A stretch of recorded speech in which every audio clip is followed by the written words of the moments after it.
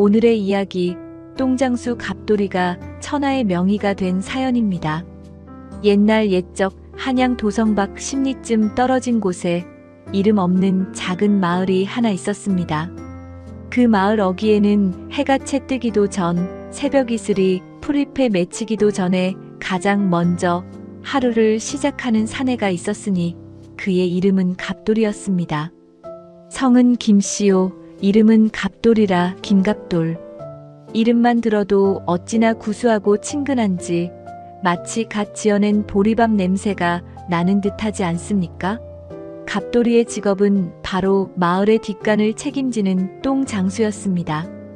남들은 코를 막고 피해가기 바쁜 험한 일이었지만 갑돌이는 달랐습니다. 그는 자신의 지게를 마치 장군의 보검처럼 소중히 여겼고 똥장군을 지고 나설 때면 개선장군처럼 당당하게 어깨를 폈습니다. 갑돌이는 늘 싱글벙글 웃는 낯으로 똥장군을 지게에 얹으며 혼잣말을 하곤 했습니다. 사람이 먹는 것은 다 제각각이어도 나오는 것은 다 한 가지 이치 아니겠는가. 임금님도 정승판서도 저기 저 주막집 똥개도 결국 뒷간 앞에서는 다 평등한 법이지. 갑돌이가 똥장수가 된 데에는 기가 막힌 사연이 있거나 거창한 뜻이 있어서는 아니었습니다. 그저 부모님 일찍 여의고 배운 것 없고 가진 것 없는 그가 굶어 죽지 않고 입에 풀칠이라도 하려면 남들이 하기 싫어하는 일을 도맡아 하는 수밖에 없었지요.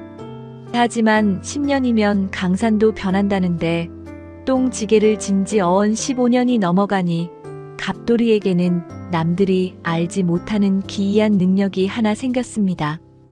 그것은 바로 똥 냄새만 맡아도 그 주인이 어젯밤에 무엇을 먹었는지, 속이 편안한지, 아니면 어디가 탈이 났는지를 귀신같이 알아맞히는 재주였습니다. 어느 날 아침 갑돌이는 여느 때와 다름없이 최 부자네 댁 뒷간을 풀어갔습니다. 최 부자로 말할 것 같으면 마을에서 제일 가는 부자요. 땅 부자의 돈 부자였지만 성질머리 고약하기로도 둘째가라면 서러운 사람이었습니다. 그런 최 부자 댁의 뒷간을 푸는 날이면 갑돌이는 평소보다 더 허리를 숙이고 조심해야 했습니다. 자칫 냄새라도 잘 못 풍겼다가는 불호령이 떨어지기 일쑤였으니까요.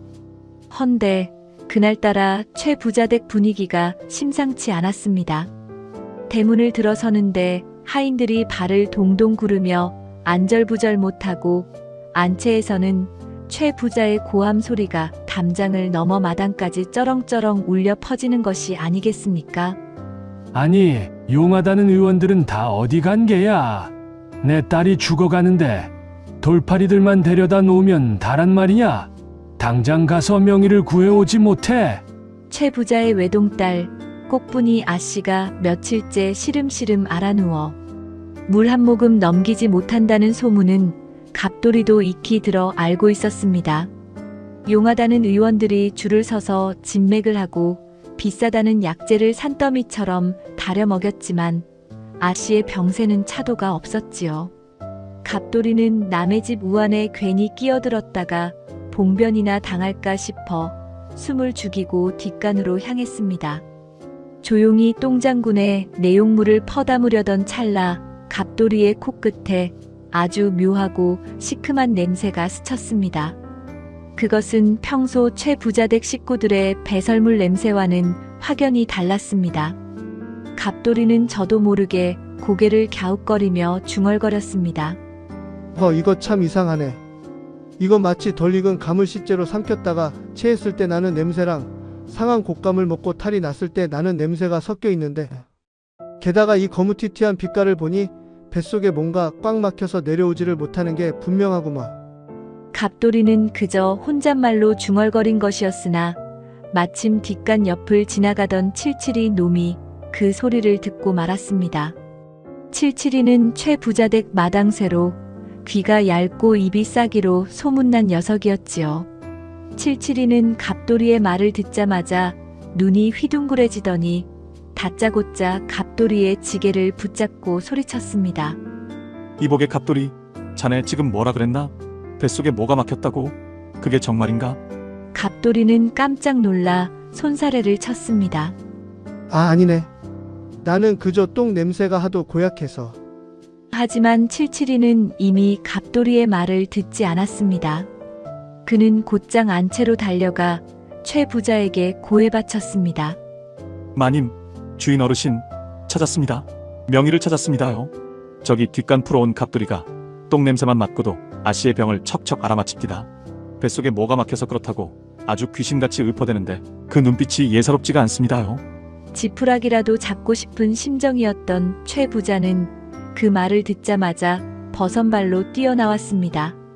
뭐라? 그게 정말이냐? 당장 그 똥 장수를 대령해라. 아니, 내가 직접 나가마. 영문도 모른 채 똥장군을 지고 막 대문을 나서려던 갑돌이는 갑자기 들이닥친 하인들에게 양팔을 붙들려 안채로 끌려가게 되었습니다. 아이고 나리. 저는 죄가 없습니다. 똥을 조금 흘린 것은 닦으면 그만인데 어찌 이리 험하게 다루십니까? 갑돌이는 자신이 뒷간 청소를 엉망으로 해서 벌을 받는 줄 알고 사색이 되어 소리쳤습니다. 그러나 그를 맞이한 것은 몽둥이가 아니라 최 부자의 간절한 눈빛이었습니다. 최 부자는 갑돌이의 두 손을 덥석 잡으며 애원했습니다. 자네가 그렇게 용한 의원인 줄 몰랐네. 제발 내 딸 좀 살려주게. 내 재산의 절반을 주어도 아깝지 않네. 부디 우리 꽃분이 뱃속에 든 그 나쁜 병을 쫓아내주게. 갑돌이는 눈앞이 캄캄해졌습니다. 평생 똥지게만 져온 자신이 의원이라니요. 당장이라도 사실대로 말하고 도망치고 싶었지만 주변을 둘러싼 하인들의 험상궂은 표정과 금방이라도 눈물을 쏟을 것 같은 최 부자의 얼굴을 보니 입이 떨어지지 않았습니다. 게다가 자칫 거짓말을 했다고 이실직고했다가는 양반을 능멸한 죄로 멍석마리를 당해 초주검이 될 판이었습니다. 에라 모르겠다. 죽기 아니면 까무러치기다. 아까 내가 맡은 냄새가 틀림없다면 방법이 아주 없는 것도 아닐 터. 갑돌이는 짐짓 헛기침을 하며 평생 처음으로 의원 흉내를 내보기로 마음먹었습니다. 그는 지게를 내려놓고 똥 묻은 손을 옷자락에 쓱쓱 닦으며 거만하게 말했습니다. 흠흠. 환자가 있는 방으로 안내하시지요. 내 비록 똥을 푸는 사람이오나 사람 속 푸는 데에도 일가견이 있는 사람이니 한번 들여다보겠습니다.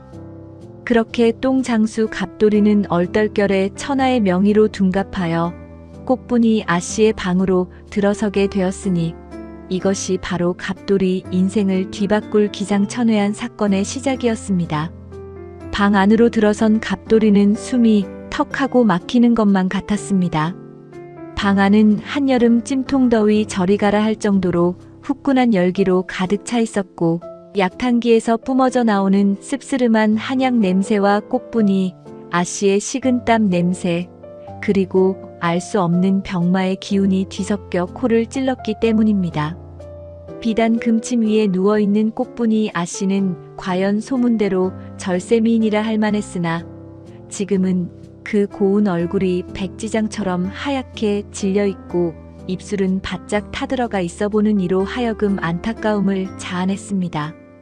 최 부자는 갑돌이의 눈치를 살피며 조심스럽게 입을 열었습니다.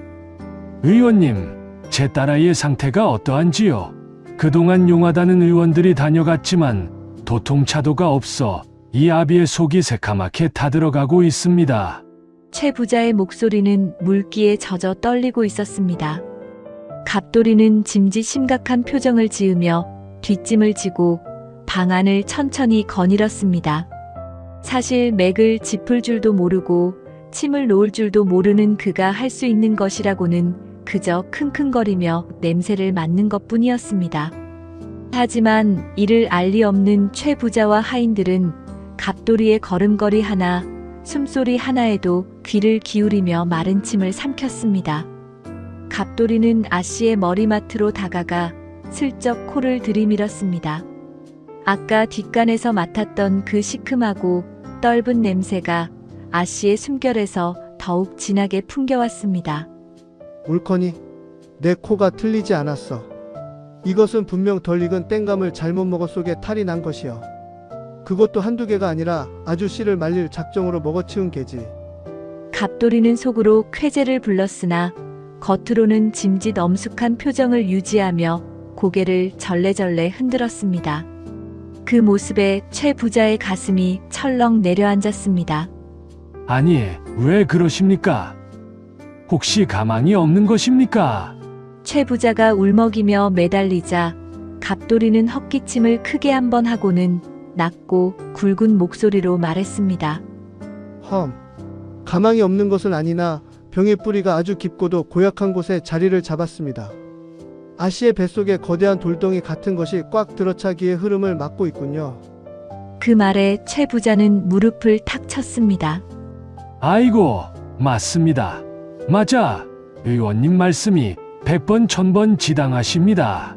며칠 전부터 배가 돌덩이처럼 딱딱해지더니 그 뒤로는 물 한 모금도 넘기지 못하고 있습니다요. 역시 천하의 명이십니다. 사실 변비가 심하면 배가 딱딱해지는 것은 당연한 이치였으나 이미 갑돌이를 화타나 편작 같은 신의로 철석같이 믿고 있는 최 부자의 귀에는 그저 신통방통한 진단으로만 들릴 뿐이었습니다. 이제 병명은 알았으니 치료를 해야 할 터인데 여기서부터가 갑돌이에게는 진짜 위기였습니다.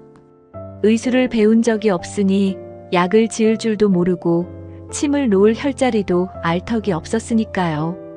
갑돌이는 식은땀이 흐르는 등을 옷자락으로 감추며 머리를 굴렸습니다. 뱃속에 꽉 막힌 똥을 밀어내려면 그래. 아주 미끄럽고 기름진 것을 먹여서 주르륵 흘러나오게 하는 수밖에 없지. 우리 할머니가 체했을 때 들기름을 한 숟가락 먹이면 쑥 내려간다고 하셨어. 생각이 거기에 미치자 갑돌이는 비장한 표정으로 최 부자를 바라보았습니다. 대감 지금 당장 제가 일러주는 약재들을 구해 오셔야겠습니다. 아주 귀하고 다루기 힘든 약재들이니 실수 없이 가져와야 합니다. 최 부자는 머리를 조아리며 대답했습니다. 예, 말씀만 하십시오. 천냥이 들든 만냥이 들든 산삼을 캐오라 하시면 산삼을 캐오고 용해간을 구해오라 하시면 용궁이라도 다녀오겠습니다. 갑돌이는 짐짓 거드름을 피우며 손가락을 꼽았습니다. 우선 3년 묵은 아주까리 기름피를 한 대접 가득 준비하시고 거기에 10년 묵은 간장을 종지로 하나, 그리고 마지막으로 뒷산 바위틈에서 자라는 미끄덩한 이끼를 한 줌 뜯어 오십시오. 사실 아주까리 기름은 설사를 유도하는 하재로 쓰이는 민간요법이었고 간장은 그저 역한 기름 냄새를 감추기 위한 것이었으며 이끼는 그냥 그럴듯해 보이기 위해 덧붙인 것이었습니다. 하지만 최 부자는 그 해괴한 처방을 듣고도 일말의 의심도 없이 하인들에게 불호령을 내렸습니다. 이놈들아, 뭣들 하느냐? 당장 의원님 말씀대로 약재를 구해오지 않고 만약 늦어지면 너희들 뼈도 못 추릴 줄 알아라.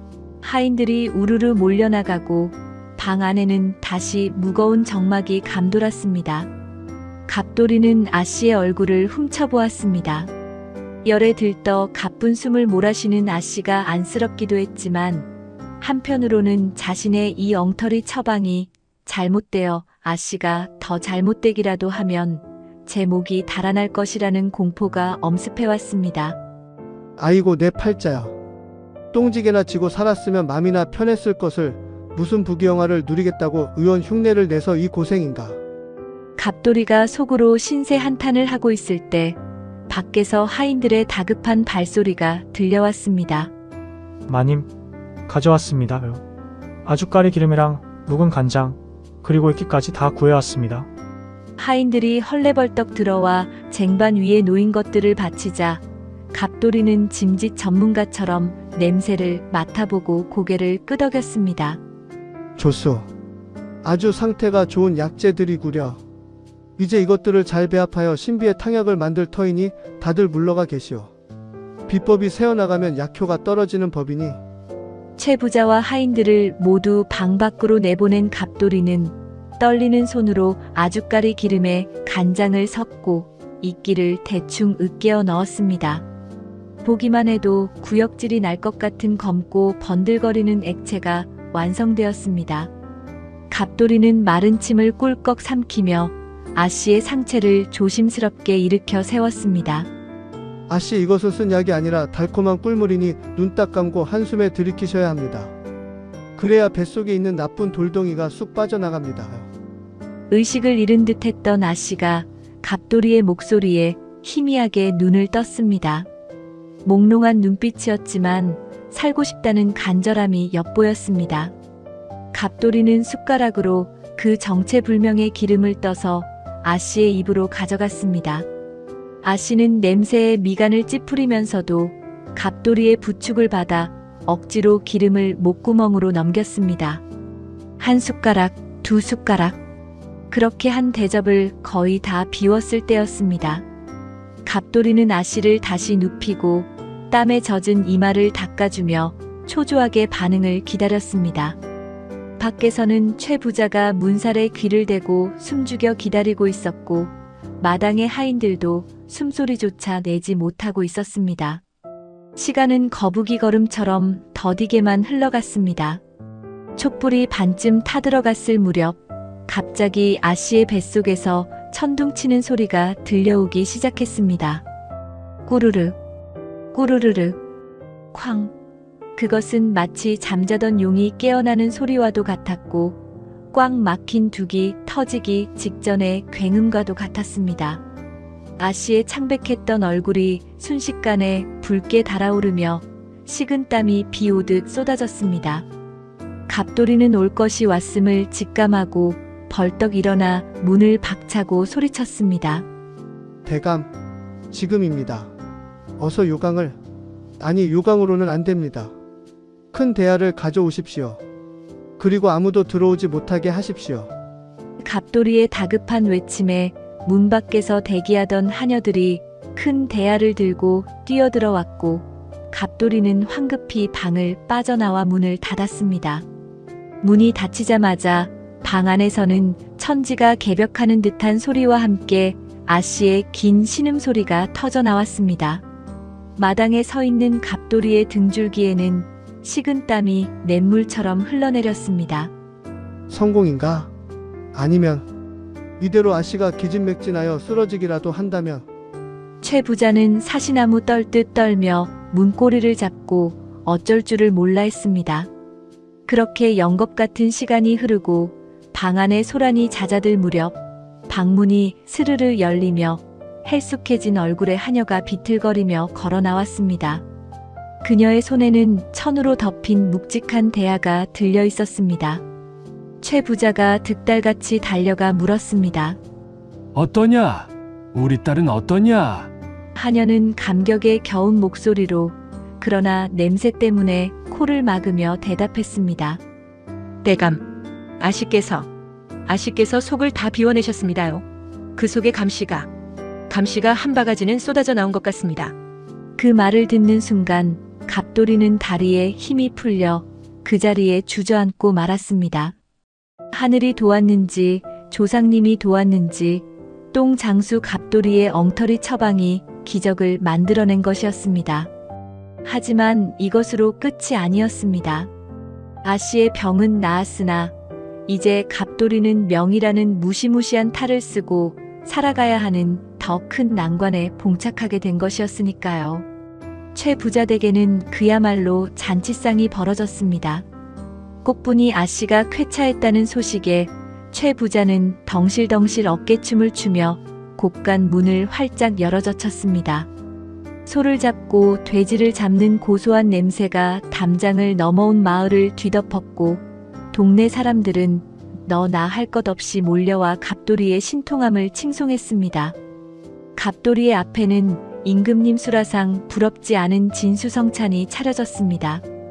기름기가 좔좔 흐르는 쌀밥에 팔뚝만한 조기구이, 그리고 갖가지 산해진 미가 상다리가 부러지도록 올라왔지만 정작 갑돌이의 목구멍으로는 밥알 하나 넘기기가 모래알을 씹는 것보다 더 힘들었습니다. 최 부자는 술잔을 넘치도록 채워주며 껄껄 웃었습니다. 허허, 내 평생 수많은 의원을 보았지만 선생처럼 신통한 분은 처음 뵙소. 내 약조한 대로 재산의 절반을 떼어줄 터이니 부디 우리 마을에 머물며 죽어가는 사람들을 살려주시오.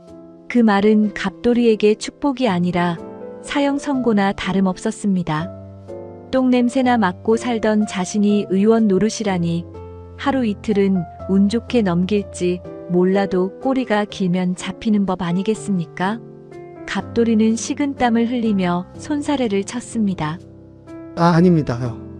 저는 그저 지나가는 과객일 뿐 재물 욕심은 없습니다. 그저 저는 조용히 제 갈 길을 가고 싶을 뿐입니다. 갑돌이가 짐짓 욕심 없는 도인 흉내를 내며 자리를 뜨려 하자 사람들은 더욱 감탄하며 그를 우러러 보았습니다. 저것 보기에 의술만 뛰어난 게 아니라 인품까지 훌륭하지 않은가. 욕심이 없어, 욕심이. 저게 진짜 명이지. 돈만 밝히는 아랫마을 의원하고는 차원이 달라. 갑돌이는 속이 타들어갔습니다. 도망치고 싶은 마음은 굴뚝 같았으나 최 부자가 억지로 쥐어준 비단 보따리와 엽전 꾸러미 때문에 걸음은 천근만근 무거웠습니다. 결국 갑돌이는 똥지게 대신 비단 옷을 걸치고 똥장군 대신 엽전 꾸러미를 차고 마을 사람들의 환호를 뒤로한 채 비틀비틀 자신의 오두막으로 돌아왔습니다. 그날 밤 갑돌이는 뜬 눈으로 밤을 지새웠습니다. 바람소리만 들려도 관아의 포졸들이 잡으러 온 게 아닌가 싶어 가슴이 철렁 내려앉았고 부엉이 울음소리도 마치 돌팔이 하고 우는 것만 같아 이불을 머리 끝까지 뒤집어 써야 했습니다. 아이고 내 팔자야. 내일 날이 밝는 대로 짐을 싸서 아무도 모르는 산골로 도망을 쳐야겠다. 똥 장수하던 시절이 천국이었지 이게 무슨 가시방석이란 말인가. 하지만 운명은 갑돌이를 그리 쉽게 놓아주지 않았습니다. 이튿날 동창이 밝기도 전에 갑돌이네 오두막 앞이 시끌벅적해졌습니다. 이리 오너라. 여기가 그 용하다는 갑돌 의원의 댁이냐? 우렁찬 호령소리에 잠이 깬 갑돌이가 방문을 빼꼼히 열어보니 마당에는 푸른 옷을 입은 관아의 포졸들이 서슬 퍼런 창을 들고 서 있는 것이 아니겠습니까? 갑돌이는 이제야 올 것이 왔구나 싶어 다리에 힘이 풀려 그 자리에 털썩 주저앉고 말았습니다. 아이고 최 부자가 뒤늦게 속은 걸 알고 관아에 고변을 했구나. 이제 나는 죽은 목숨이다. 갑돌이는 덜덜 떨며 기어나가 마당에 엎드렸습니다. 나리들 죽을 죄를 지었습니다. 한 번만 살려주십시오. 저는 의원이 아니라 그저 똥. 갑돌이가 사실을 고백하려던 찰나 포졸들의 대장인 이방이 갑돌이의 말을 뚝 끊으며 공손하게 허리를 굽혔습니다. 의원님 늦게 찾아뵙게 되어 송구합니다. 사또 나리께서 급히 모셔오라 명하셨습니다. 관아에 큰 우환이 생겼는데 의원님의 명성을 듣고 도움을 청하고자 하십니다. 갑돌이는 귀를 의심했습니다. 잡으러 온 게 아니라 모시러 왔다니요. 그것도 고을의 원님인 사또가 불렀다니 이건 산 넘어 산이요. 호랑이 피하려다 곰을 만난 격이었습니다. 거절했다가는 당장 불호령이 떨어질 태세라 갑돌이는 울며 겨자 먹기로 포졸들을 따라 나설 수밖에 없었습니다. 관아로 가는 길 갑돌이는 가마 안에서 주랭랑을 칠 궁리만 했습니다. 하지만 가마 옆을 지키는 포졸들의 눈초리가 어찌나 매섭던지 숨소리조차 크게 낼 수 없었습니다. 마침내 관아의 높은 소슬대문이 보이고 갑돌이는 사또가 거처하는 안채로 안내되었습니다. 방 안에는 무거운 침묵만이 감돌고 있었고 사또는 근심 가득한 얼굴로 병풍 앞에 앉아 있었습니다. 사또로 말할 것 같으면 성격이 불같고 의심이 많아 아전들도 벌벌 떠는 무서운 인물이었습니다. 사또는 갑돌이가 들어오자 매섭게 눈을 치켜뜨며 위아래를 훑어보았습니다. 내가 그 최부자 딸을 살려냈다는 용한 의원이냐? 겉보기엔 그저 촌부 같은데 재주가 비상하다 들었다. 갑돌이는 바닥에 납작 엎드려 조아렸습니다. 황공하옵니다. 사또 나리. 소인은 그저 운이 좋았을 뿐 의술이라 할 것도 없습니다. 겸손 떨 것 없다. 내 오늘 너를 부른 것은 내 몸에 생긴 괴이한 병 때문이니라. 며칠 전부터 가슴이 꽉 막힌 듯 답답하고 밤마다 헛것이 보이며 식은땀이 흘러 잠을 이룰 수가 없구나. 고우리 의원들을 다 불러보았으나 도통 병명을 모르겠다니 네가 한번 내 병을 진단해 보거라. 사또의 말을 듣는 갑돌이의 등줄기에는 식은땀이 흘러내렸습니다. 가슴이 답답하고 잠을 못 잔다니 이건 똥냄새 맡아서 알 수 있는 병이 아니지 않습니까? 게다가 사또의 안색을 훔쳐보니 얼굴이 누렇게 뜬 것이 영락없이 큰 병이 든 사람 같아 보였습니다.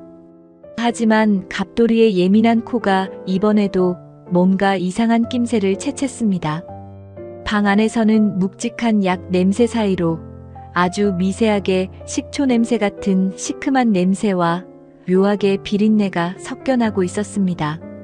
그리고 결정적으로 사또가 말할 때마다 무의식적으로 자신의 오른쪽 옷소매를 만지작거리는 것이 보였습니다.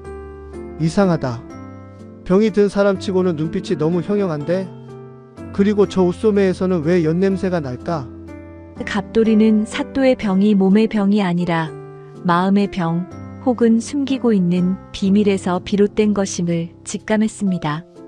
똥 장수 생활 15년이면 똥만 보는 게 아니라 사람들의 은밀한 속사정도 훤히 꿰뚫게 되는 법이니까요.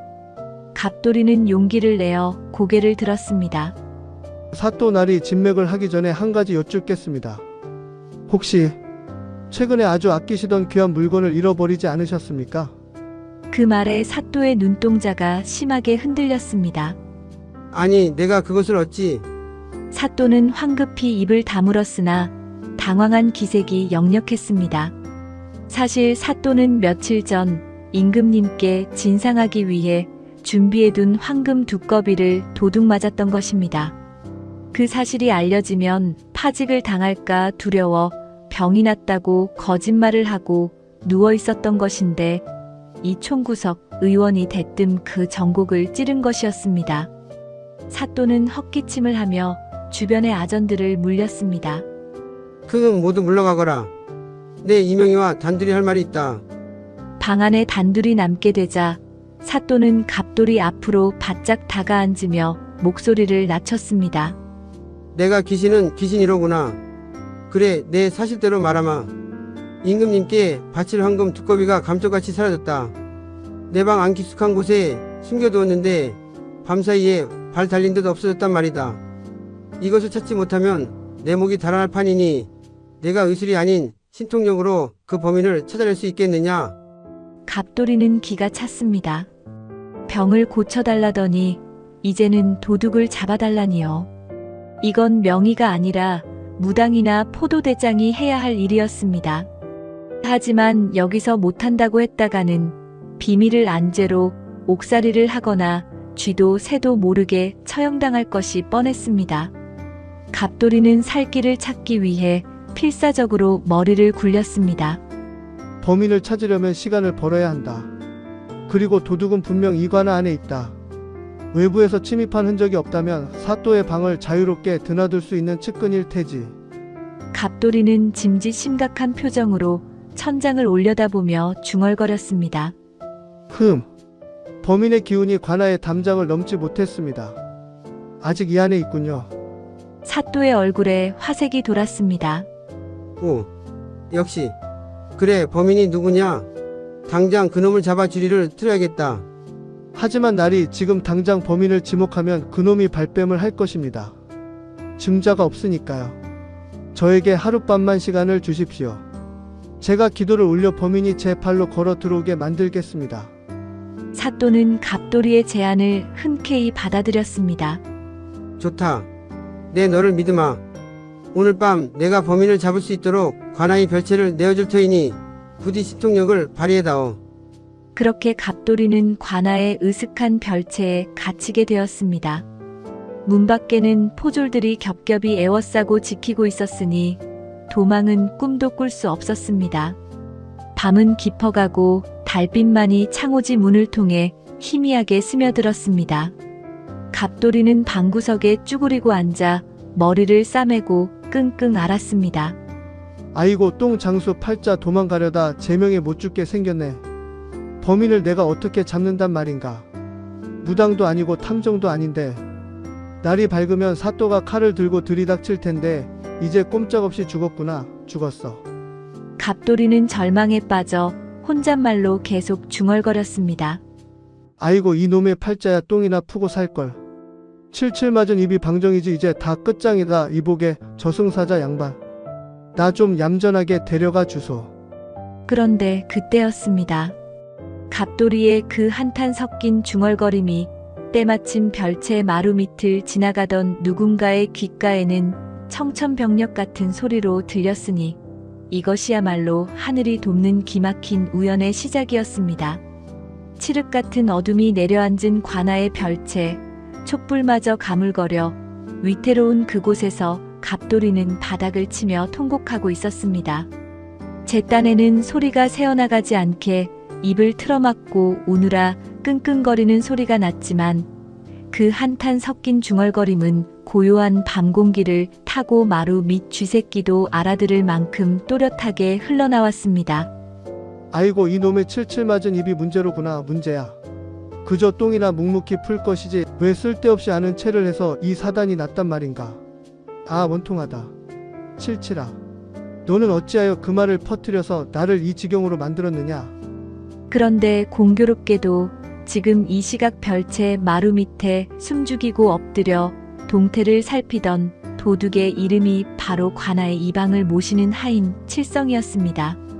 칠성은 사또가 아끼는 황금 두꺼비를 훔쳐 달아나려다 갑돌이라는 신통한 점쟁이 의원이 왔다는 소문에 겁을 집어먹고 염탐을 하러 온 참이었습니다. 도둑이 제발 저린다고 칠성은 갑돌이가 부르짖는 칠칠아, 소리를 칠성아로 잘못 듣고 말았습니다. 칠성은 가슴이 철렁 내려앉아 심장이 입 밖으로 튀어나올 것만 같았습니다. 저 양반이 내 이름을 불렀어. 내 이름을 알고 있어. 귀신이다. 진짜 귀신이 나타났다. 칠성은 사시나무 떨듯 떨며 오줌을 지릴 뻔했습니다. 방 안의 갑돌이는 그것도 모르고 계속해서 중얼거렸습니다. 내 이놈 칠칠아. 내 너를 당장 잡아다가 요절을 내고 싶구나. 내가 어디 숨는다고 내가 모를 줄 아느냐. 썩 나오지 못할까. 이것은 그저 갑돌이가 허공에 대고 하는 화풀이였으나 칠성에게는 서슬퍼런 저승사자의 호령처럼 들렸습니다. 더 이상 버틸 재간이 없었던 칠성은 결국 마루 밑에서 기어나와 방문을 벌컥 열어젖히고 방바닥에 머리를 쳐박았습니다.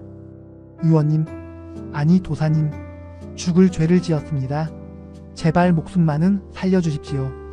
갑자기 방문이 열리고 시커먼 그림자가 뛰어들어오자 갑돌이는 악 소리를 지르며 뒤로 자빠졌습니다.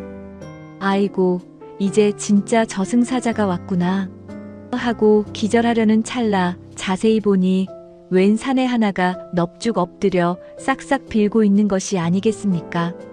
갑돌이는 놀란 가슴을 쓸어내리며 떨리는 목소리로 물었습니다. 너는 누구냐? 왜 남의 방에 들어와서 절을 하고 난리냐? 칠성은 눈물 콧물을 쏟으며 애원했습니다. 소인은 이방 어르신을 모시는 칠성이라 하옵니다. 도사님께서 제 이름을 부르며 호통치시는 소리를 듣고 감히 도망칠 엄두를 못 내어 이렇게 자수하러 왔습니다. 황금 두꺼비는 여기 있습니다. 칠성이 품속에서 주섬주섬 꺼낸 것은 번쩍이는 황금 두꺼비였습니다. 갑돌이는 눈이 휘둥그레졌습니다. 아니 이게 무슨 조화속인가? 나는 그저 칠칠이 욕을 하고 있었는데 웬 칠성이가 나타나서 황금 두꺼비를 바친단 말인가? 갑돌이는 상황 파악이 되자마자 10년 묵은 체증이 쑥 내려가는 듯한 안도감과 함께 기막힌 꾀가 떠올랐습니다. 그는 짐짓 표정을 굳히며 헛기침을 했습니다. 그래 칠성이라. 내 이미 천리안으로 내 놈이 마루 밑에 숨어있는 것을 다 보고 있었느니라. 내가 제 발로 들어오지 않았으면 내 당장 벼락을 내려 숫덩이로 만들려 했더니라. 칠성은 공포에 질려 머리를 더욱 조아렸습니다. 살려만 주십시오. 노무가 병환으로 누워 계셔서 약값이라도 마련해볼까 하고 그만 눈이 뒤집혀. 갑돌이는 속으로 너나 나나 팔자가 기구하구나 생각하며 혀를 찼지만 겉으로는 위험 있게 말했습니다. 내 효심을 봐서 목숨만은 살려주마. 대신 내일 아침까지 이 두꺼비를 원래 있던 자리에 감쪽같이 돌려놓거라. 사또 나리께서 주무시는 틈을 타 몰래 가져다 놓되 만약 털끝만치라도 실수를 한다면 그때는 내 신통력으로 내 놈의 오장육부를 뒤틀어 놓을 테니 그리 알라. 칠성은 감격하여 눈물을 흘리며 맹세했습니다. 감사합니다. 감사합니다. 도사님, 은혜는 죽어서도 잊지 않겠습니다. 칠성이 황금 두꺼비를 품고 바람처럼 사라지자 갑돌이는 그제야 긴장이 풀려 방바닥에 대자로 뻗어버렸습니다. 휴, 살았다. 조상님이 보호하사 똥 장수 김갑돌이 또 한 번 목숨을 건졌구나. 똥 냄새 맡아 병 고치고 헛소리해서 도둑 잡고. 이러다 진짜 도사가 되는 건 아닌가 몰라. 다음 날 아침 관아는 발칵 뒤집혔습니다. 밤새 잠을 설치고 퀭한 눈으로 일어난 사또가 머리맡에 놓인 황금 두꺼비를 발견한 것입니다. 사또는 버선발로 뛰쳐나와 별채로 달려갔습니다. 오, 선생은 진정 살아있는 신선이시구려. 내 눈앞에 두꺼비가 돌아와 있었소. 어찌 이런 신통방통한 일이 있단 말이오. 사또는 갑돌이의 두 손을 잡고 덩실덩실 춤이라도 출 기세였습니다. 아전들과 포졸들도 갑돌이를 경외의 눈빛으로 바라보며 수군거렸습니다. 저분은 사람이 아니여. 산신령님이 하상하신 게 분명해. 그러니 앉은 자리에서 천리 밖을 내다보지. 갑돌이는 쏟아지는 찬사의 몸 둘바를 모르면서도 이 상황을 즐기기보다는 빨리 이곳을 뜨고 싶은 마음뿐이었습니다. 사또 나리 범인은 마음을 고쳐먹고 두꺼비를 돌려놓았으니 더 이상 죄를 묻지 않는 것이 덕을 쌓는 길일 것입니다. 갑돌이가 칠성이와의 약속을 지키기 위해 그럴싸하게 포장하여 말하자 사또는 고개를 끄덕이며 감탄했습니다. 범인의 마음까지 움직이다니 선생의 도력이 실로 놀랍소. 내 선생을 위해 큰 잔치를 베풀고 상금으로 천냥을 내릴 것이니 부디 받아주시오. 갑돌이는 사또가 내린 상금을 받아들고 이번에야말로 똥지게를 걷어차고 고향으로 내려가 농사나 지으며 조용히 살리라 다짐했습니다. 사또 나리 소인은 이제 속세의 인연을 뒤로하고 산으로 돌아가 수련을 계속하려 합니다. 부디 강령하십시오. 갑돌이는 도인 흉내를 내며 서둘러 짐을 챙겼습니다. 사또와 아전들이 아쉬워하며 배웅하는 길 갑돌이는 뒤도 돌아보지 않고 빠른 걸음으로 성문을 빠져나갔습니다.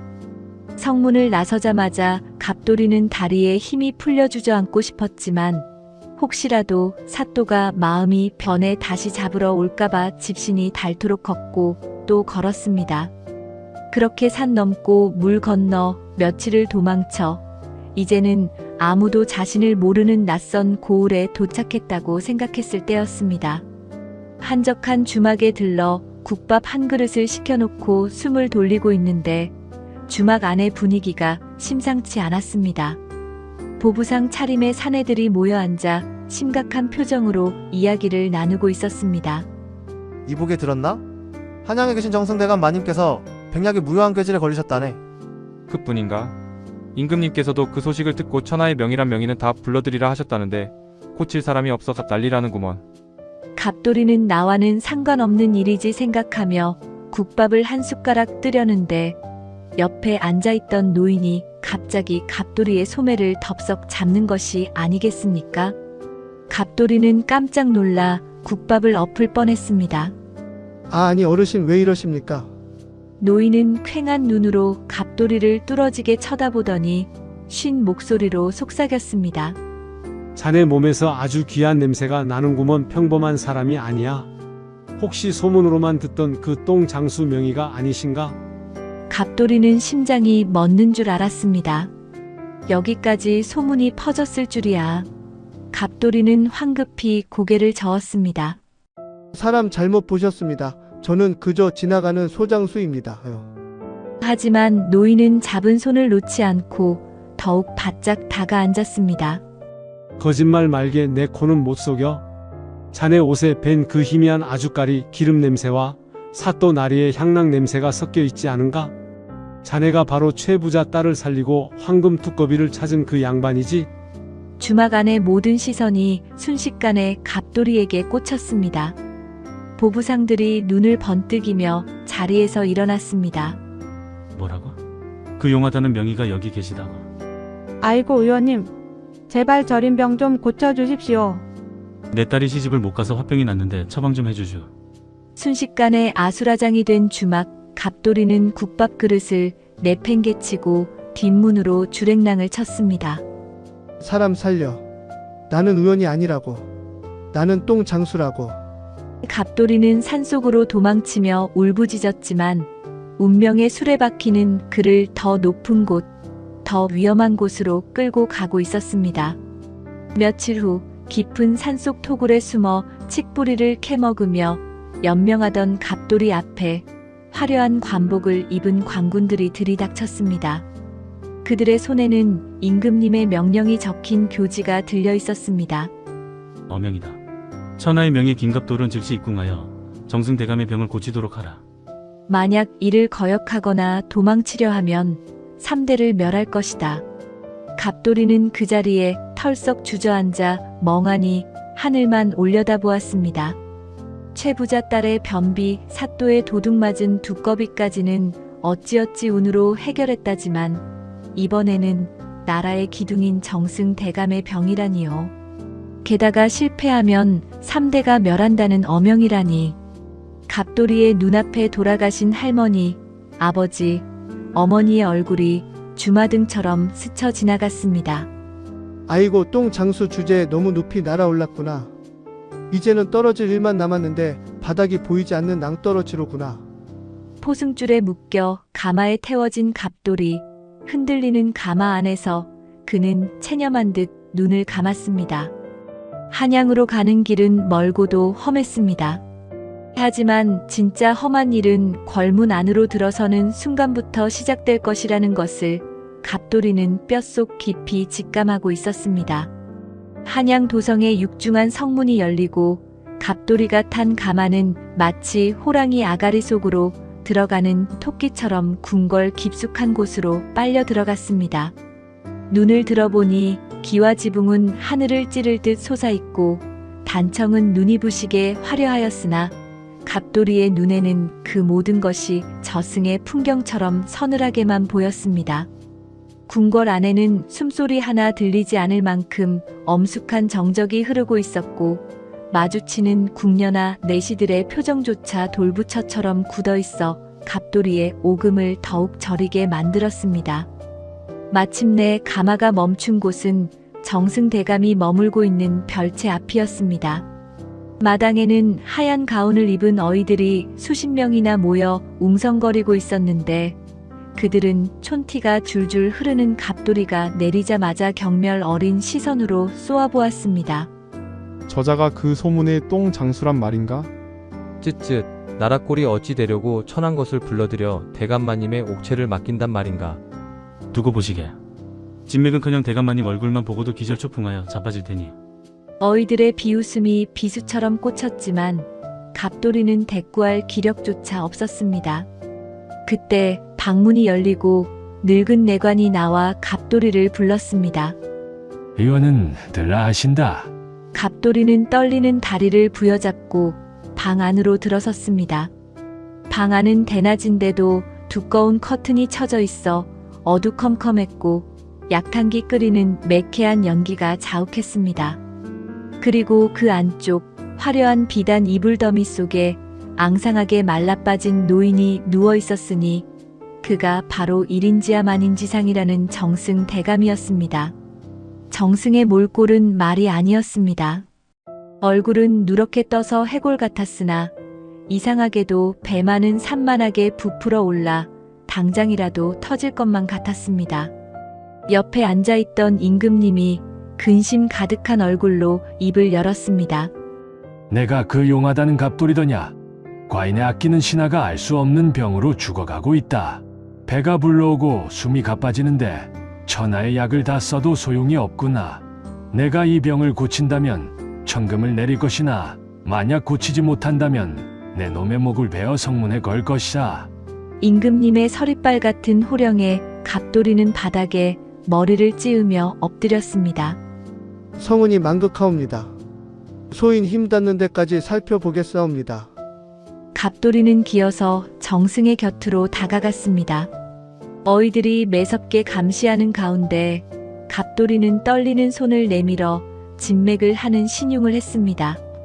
물론 맥박이 빠른지 느린지 알 턱이 없었으나 갑돌이의 신경은 온통 코끝에 집중되어 있었습니다. 자 보자 똥 냄새 아니 병 냄새야 나거라. 제발 나를 살려다오.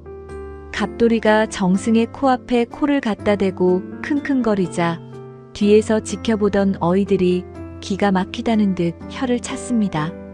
하지만 갑돌이는 아랑곳하지 않고 숨을 깊게 들이마셨습니다. 정승의 숨결에서는 묘한 냄새가 났습니다. 그것은 썩은 내가 아니었습니다. 그렇다고 병자 특유의 신내도 아니었습니다. 그것은 마치 비 온 뒤 웅덩이에서 나는 비릿한 물 냄새와 눅눅한 이끼 냄새, 그리고 아주 희미하게 꿈틀거리는 생물의 비린내였습니다. 갑돌이의 머릿속에 번개처럼 스치는 기억이 있었습니다. 어릴 적 동네 꼬마 녀석이 냇가에서 물을 벌컥벌컥 마시다가 거머리를 삼켜 배가 남산만하게 불러왔던 일이 떠올랐습니다. 그렇다. 이것은 병이 아니라 뱃속에 산 짐승이 들어앉은 것이요. 대감마님 숨결에서 개울과 비린내가 진동을 하는구먼. 갑돌이는 확신에 차서 고개를 들었습니다.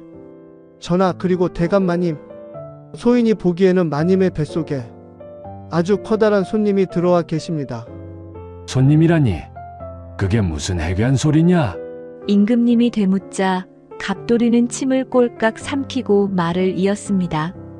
대감마님 혹시 병이 나시기 전 사냥을 나가셨다가 목이 말라 깊은 산중의 샘물이나 웅덩이 물을 급하게 드신 적이 없으십니까? 눈을 감고 있던 정승이 번쩍 눈을 뜨며 쉰 목소리로 대답했습니다. 그걸 내가 어찌 아느냐? 2달 전 사냥터에서 목이 타옹달 센 물을 마신 적이 있다. 그 말에 방 안의 모든 사람들이 숨을 죽였습니다.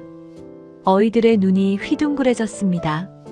갑돌이는 짐짓 여유를 찾고 비장하게 말했습니다. 그때 아주 작은 눈에 보이지 않는 알이나 새끼가 뱃속으로 들어간 것입니다. 그것이 뱃속의 좋은 기운을 다 빨아먹고 저리 크게 자라나 주인 행세를 하고 있는 것이지요. 약으로는 못 고칩니다. 그 놈이 약기운을 다 피해 다니니까요. 그럼 어찌해야 한단 말이냐? 배를 갈라야 하느냐?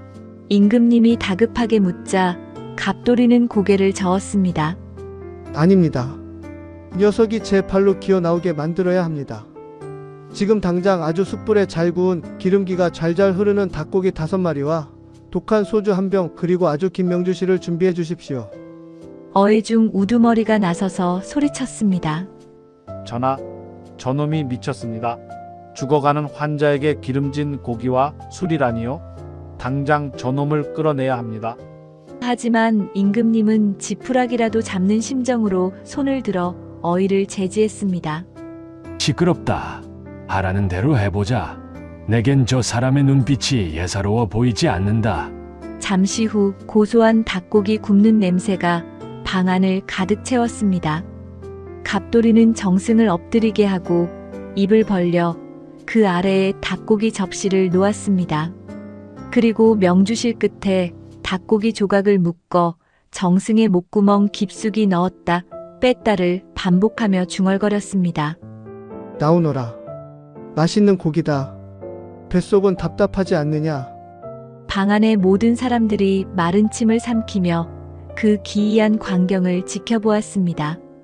닭고기 냄새가 정승의 식도를 타고 뱃속까지 전해졌을까요? 갑자기 정승의 배가 꿈틀꿈틀 요동을 치기 시작했습니다. 꾸르르, 꿀렁. 마치 뱃속에서 누군가 주먹질을 하는 것 같은 움직임에 정승은 고통스러운 비명을 질렀습니다. 으악, 배가 찢어질 것 같다. 참으셔야 합니다. 놈이 미끼를 물려고 올라오고 있습니다. 조금만 더. 갑돌이는 땀을 뻘뻘 흘리며 명주실을 살살 흔들었습니다. 그리고 결정적인 순간 정승의 목구멍이 크게 부풀어 오르더니 웩 하는 소리와 함께 시커먼 물체가 튀어나와 닭고기 접시 위로 떨어졌습니다. 그것은 어른 팔뚝만 한 붉고 검은 거머리, 아니 이무기 새끼라고 해도 믿을 만큼 끔찍하게 생긴 괴생명체였습니다. 녀석은 밖으로 나오자마자 닭고기를 파고들며 꿈틀거렸습니다. 아하, 임금님도 어이들도 내관들도 모두 기겁을 하며 뒷걸음질 쳤습니다. 정승은 거친 숨을 몰아쉬며 뱃속이 텅 빈 듯한 시원함에 털썩 쓰러졌으나 그 표정만은 평온해 보였습니다. 정승의 배는 거짓말처럼 홀쭉해져 있었습니다. 갑돌이는 털썩 주저앉으며 안도의 한숨을 내쉬었습니다. 됐습니다. 이제 놈이 나왔으니 미움부터 천천히 드시면 기력을 회복하실 겁니다. 임금님은 자리에서 벌떡 일어나 갑돌이에게 다가왔습니다. 왕의 체면도 잊은 채 갑돌이의 손을 덥석 잡았습니다. 장하다. 정말 장하다. 너는 하늘이 내린 의원이로다. 내 너를 어이로 삼아 곁에 두고 싶구나. 갑돌이는 그 말에 기절할 뻔했습니다. 어이라니요. 매일같이 이 살벌한 궁궐에서, 그것도 진짜 의원들 틈바구니에서 가짜 행세를 하라니 그것은 죽는 것보다 더한 고문이었습니다. 전하 성운이 망극하오나 소인은 시골에서 늙으신 노모를 모셔야 하고. 갑돌이가 핑계를 대며 빠져나가려는데 임금님의 눈빛이 갑자기 진지하게 변했습니다. 교심 또한 지극하구나. 허나 과인에게는 아직 풀지 못한 큰 근심이 하나 더 있다. 이것만 해결해 준다면 내 소원대로 금이 완양하게 해줄 뿐만 아니라 평생 놀고 먹을 수 있는 재물을 내리겠다. 허나 이를 거절한다면 너의 재주는 나라를 위해 쓰이지 않는 것이니 아깝지만 없애버릴 수밖에 없지 않겠느냐. 이것은 부탁이 아니라 협박이었습니다. 갑돌이는 울고 싶은 심정으로 고개를 조아렸습니다. 명만 내려주시옵소서. 임금님은 한숨을 깊게 내쉬며 궁궐 가장 깊은 곳, 아무도 접근하지 못하게 막아둔 비원 쪽을 가리켰습니다. 내 막내딸 공주가 있다. 헌데 공주가 벌써 석 달째 웃지도 말하지도 먹지도 않고 마치 살아있는 인형처럼 앉아만 있구나. 어이들은 마음의 병이라 하나 고칠 방도가 없다 하니 내가 가서 공주의 다친 마음을, 아니 공주를 저리 만든 귀신을 쫓아다오. 산 넘어 산이라더니 이번에는 우울증에 걸린 공주님이라니요. 똥냄새 맡는 코로 마음의 병을 어찌 고친단 말입니까? 하지만 거절하면 목이 달아나는 판국이니 갑돌이는 터덜터덜 내관의 뒤를 따라 비원으로 향했습니다. 비원은 아름다웠으나 그곳에 감도는 공기는 한겨울 찬바람보다 더 차갑고 스산했습니다. 그리고 그곳 정자난간에 세상 모든 슬픔을 다 짊어진 듯한 표정으로 멍하니 옆몸만 바라보고 있는 공주가 앉아 있었습니다. 갑돌이가 조심스럽게 다가가는데 갑돌이의 예민한 코에 또다시 묘한 냄새가 감지되었습니다. 그것은 병의 냄새도 귀신의 냄새도 아니었습니다. 그것은 바로 진한 화장분 냄새 속에 숨겨진 릿하고 짭짤한 눈물 냄새와 누군가를 그리워하는 상사와 꽃향기였습니다. 뭐라? 이건 아픈 게 아닌데? 이건 사랑에 빠진 냄새인데? 과연 갑돌이의 코는 이번에도 정확할까요?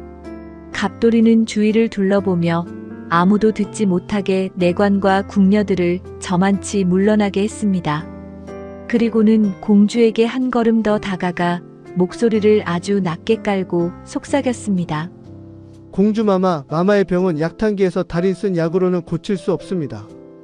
왜냐하면 이것은 몸이 아픈 것이 아니라 마음이, 그것도 누군가를 사무치게 그리워하여 생긴 상사병이기 때문이죠. 멍하니 옆몸만 바라보던 공주의 어깨가 미세하게 떨렸습니다.